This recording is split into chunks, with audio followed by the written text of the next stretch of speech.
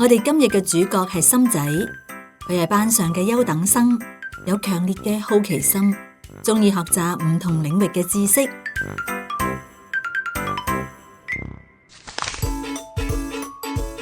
我好多嘢都好想知啊！森仔，你個眼鏡咁厚嘅？係啊，因為我太中意睇書啦，而家已經白讀近視啦。森仔份人好 nice 噶，我哋遇到有嘢唔識都會第一時間問森仔。森仔，呢題點做呢？森仔，你可唔可以教我啊？森仔平時會一心幾用，同時做幾樣嘢。不過佢成日唔留意時間，搞到最後經常唔夠時間完成重要嘅事情。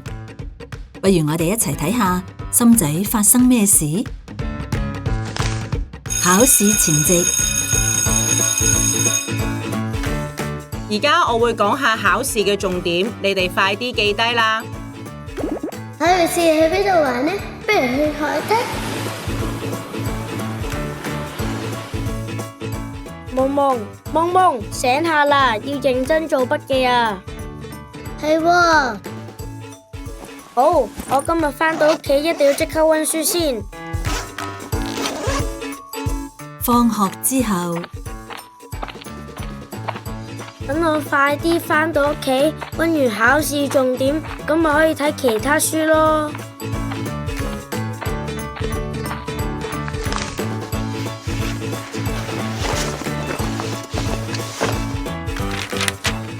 睇下考試考咩先？咦，過咗下午茶時間添，等我食埋個 tea 先開始溫書啦。Maria 姐姐，我想食個布甸啊！好啊，你去雪櫃自己拎啦。哇，好似好好味喎！話咁快食完布甸之後，飽晒，可以開始溫書啦。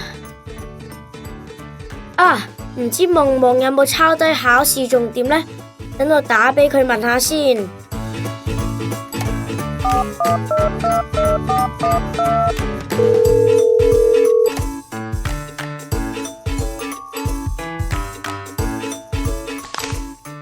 話咁快傾完電話之後，咦，5點啦 ，Maria 姐姐，我想睇陣電視先啊。好啊，唔好太大聲啦。耶，時間啱啱好，可以睇到機械超人 X。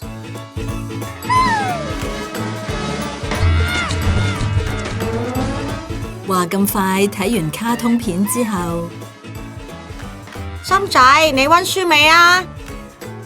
唉，今集麻麻地，算，返去溫書。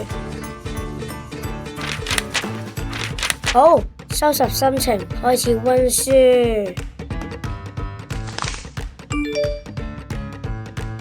咦，阿齊 send 咗 message 嚟喎。我唔記得帶筆記返屋企啊！哎呀，咁大件事！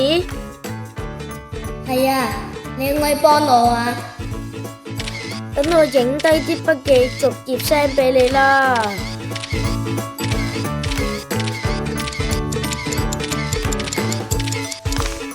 原來6點半啦。森仔，一唔一齊打機啊？梗係打啦，仲有大把時間，遲啲溫書都未遲啦。耶！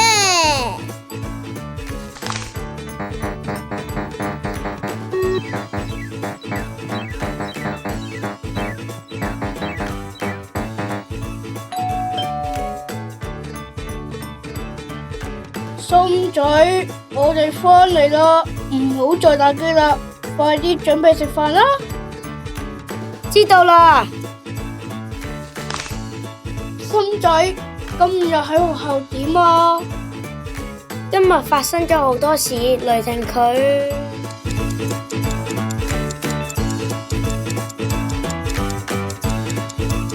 哇！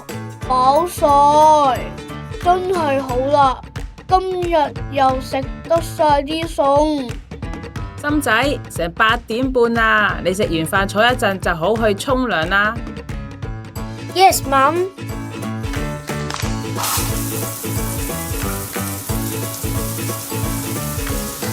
沖完涼舒服晒。就嚟考試咯喎，你今日溫咗書未啊？喂，原來我全日做咗咁多嘢㗎，但係都未開始認真溫考試重點添，點算好啊？翌日小息，多謝你琴日講返考試重點俾我聽啦。好彩你尋日有影筆記俾我咋。唔使客氣，不過尋日太多人想做，仲未溫書啊。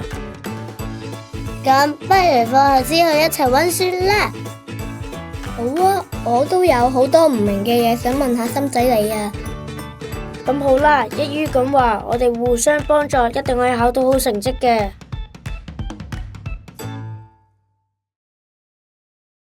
呢套漫畫短片係由專注力不足、過度活躍症嘅小朋友、佢哋嘅家長、專業配音員同埋香港耀能協會嘅職業治療師同社工共同製作及配音。希望透過呢段影片，令公眾人士對有專注力不足、過度活躍症兒童嘅特質同埋所面對嘅挑戰有多啲嘅認識。專注力不足、過度活躍症 ADHD 係一種神經發展障礙，會影響到我哋嘅專注力、活躍程度以及控制衝動嘅能力等等。有啲 ADHD 嘅同學亦會喺時間管理方面出現困難，往往會容易低估完成事情所需嘅時間，亦難以按事情嘅輕重緩急安排做事嘅先後次序，以致常常未能喺指定時間內完成重要及急切嘅任務。好似喺短片入面嘅主角心仔，就因為未有妥善分配時間，以致喺考試前夕都未能把握時間溫習。喺現實生活入面，有啲 ADHD 嘅小朋友亦都面對同樣嘅挑戰。要幫助 ADHD 小朋友提升時間管理能力，可以讓佢哋平日多按事情嘅輕重緩急排優次，以妥善計劃處理事情嘅先後次序，然後估計每樣任務所需嘅時間。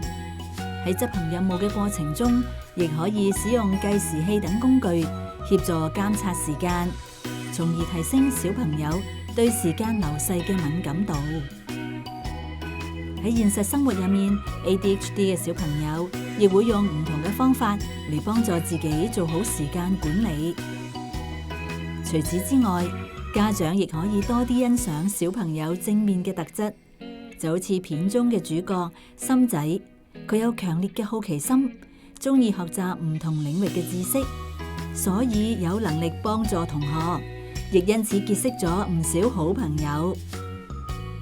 其實每個孩子都係獨一無二嘅，每個孩子成長發展各有不同及需要，亦有個人嘅優點同缺點。專注力不足、過度活躍症只係佢哋其中一個特質。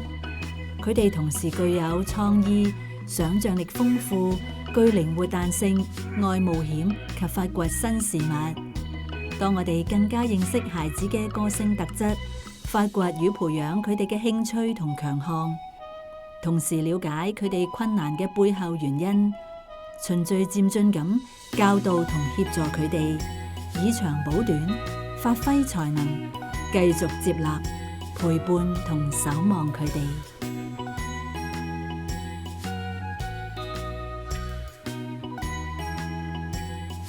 多